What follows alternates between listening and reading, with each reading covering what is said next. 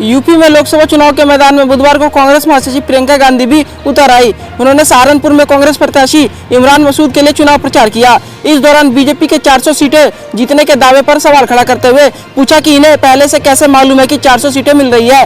प्रियंका ने कहा कि यह ज्योतिषी है या पहले ही कोई गड़बड़ी कर रखी है।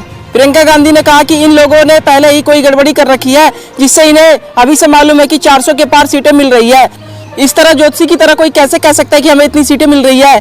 अगर इस देश में आज के दिन ऐसा चुनाव हो जिसमें कोई गड़बड़ी ना हो, जिसमें ईवीएम में कोई गड़बड़ी ना हो, तो मैं दावे के साथ कह सकती हूं कि यह लोग 180 से ज्यादा सीटें नहीं ला सकते, उसे भी कम आएगी।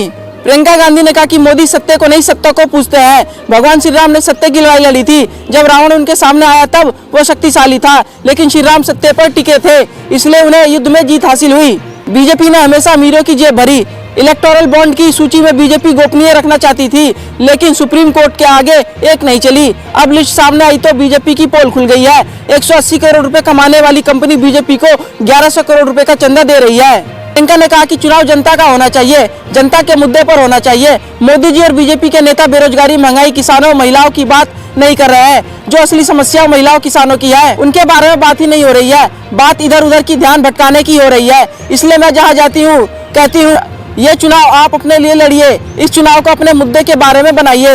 एक सवाल के जवाब में प्रियंका गांधी ने कहा कि प्रधानमंत्री से पूछा जाना चाहिए कि उनके जो नेता हर जगह क्यों कह रहे हैं कि संविधान बदलने वाले हैं, संविधान को बदलने वाली बात उन्हीं के नेता क्यों कर रहे हैं। ये बात उभरी कहां से है, इस बात का मतलब क्या है। प्रधानमंत्री कह रहे हैं कि अगर किसी को डरना चाहिए तो इसका मतलब क्या है। जब संविधान बदलेंगे तब आरक्षण का क्या होगा। पीएम हो या छोटे से छोटा किसान हो, उसके वोट के अधिकार का क्या होगा। डरिए मत कहना काफी नहीं होगा, हम तो वैसे भी नहीं डरते हैं। इस खबर पर क्या है आपकी राय, हमारे कमेंट बॉक्स में जरूर लिखिएगा। और देश दुनिया की तमाम खबरों को सबसे पहले जानने के लिए हमारे यूट्यूब चैनल सीडेंस को सब्सक्राइब करें और बेल आइकन बटन को प्रेस करना बिल्कुल ना भूलें। धन्यवाद।